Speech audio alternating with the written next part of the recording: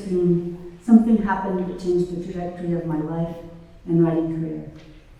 I was just about finished with the rough draft of The Fetishist when I was diagnosed with breast cancer. For reasons that I'm still exploring, I lost interest in writing fiction and turned instead to writing short pieces about my life and illness.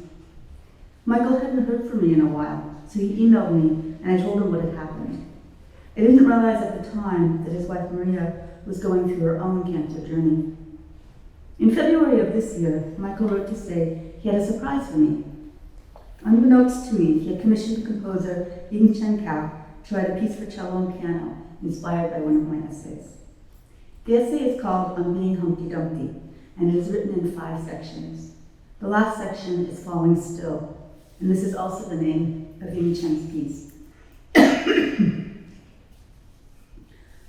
On Being Humpty Dumpty. 1. Falling. There are many ways to fall, from great distances or slight, backwards or forwards, at a leisurely pace like Alice down the rabbit hole, or precipitously like Tumbling Jack. Icarus fell from over-celebration. Humpty Dumpty was just minding his own business. Satan, did he fall or was he pushed? The falling is one thing, the windmilling moment of flailing limbs and slipping feet, the mind projecting ahead to consequence, casting back to caution. Once you accept that you've lost control, falling is easy. Might as well relax and enjoy the ride. It's the landing you need to worry about. Not the falling, but the falling down. 2. Lumpty Dumpty. It was 2 days before my 55th birthday, and I was running late. Scheduled to meet a former student for lunch, I hopped into the shower to get cleaned up, and that's when I felt it, on the outer edge of my left breast. Anyone who knows me well knows that I'm absent-minded, the kind of person who wears her clothes inside out or forgets where she puts her car keys.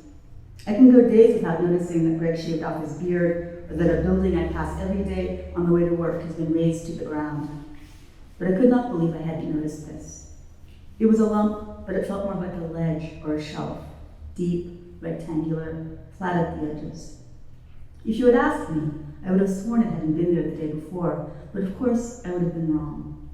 Tumors take years to grow, years for the abnormal cells to accumulate, piling up impossibly, like clowns in a tiny car. I'd been having yearly mammograms and nothing had shown up, so finding the lump was like discovering that Greg had been having a long-term affair.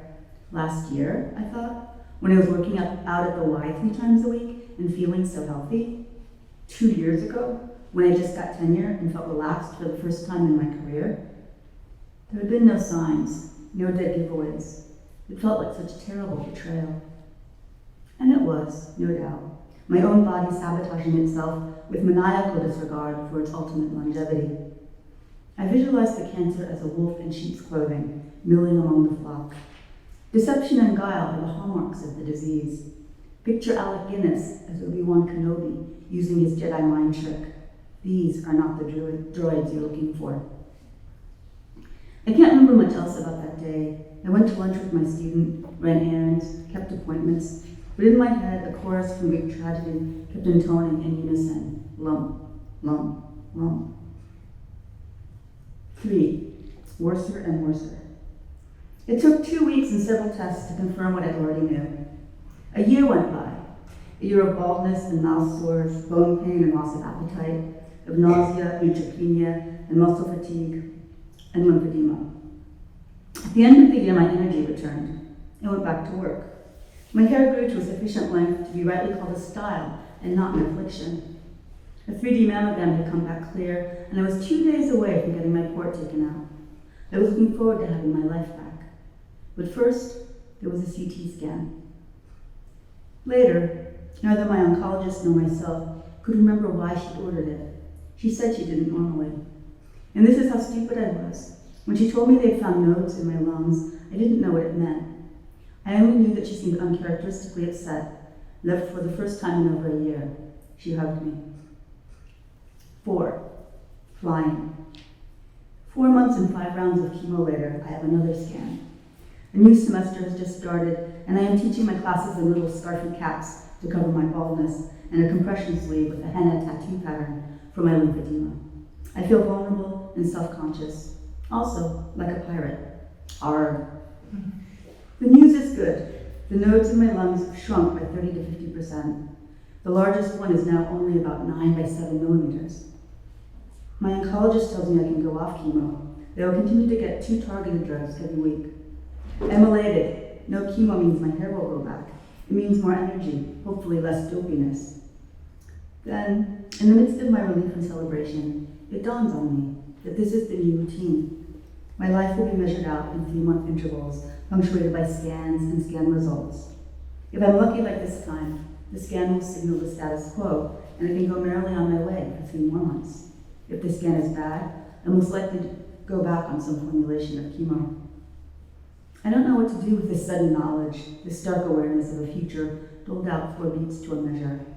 Can I count on chemo brain to make me forget? My whole life I've had trouble with anxiety, with looking back on past gaffes and forward to certain doom. But pessimism is a luxury I can no longer afford. Somehow, I'm going to have to learn to live between the scans and beyond them, to breathe in the intervals and through to the other side. 2 weeks before the scan, it is summer. I'm on the big island of Hawaii, celebrating my mother's 80th birthday with the entire Min family clan.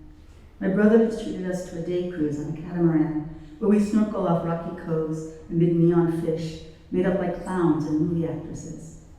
This is all spectacular enough, but on the way back, we encounter a pod of dolphins. There must be at least 30 or more, some of them babies, jumping, playing, swimming underneath and all around our boat.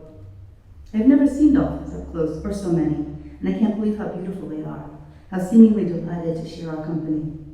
One of them, quite near me, leaps up, its sleek gray back streaming water and sunlight.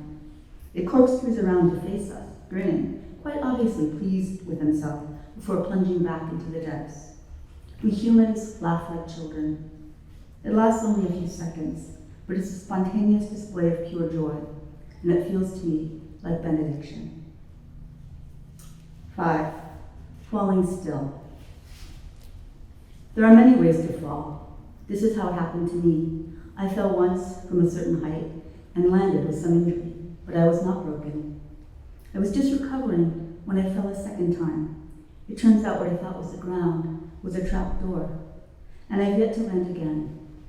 So I am still falling and will continue to fall, sometimes in darkness, recalcitrant with a heart like a closed fist, and sometimes in delight with a palm or in full view, until I fall still.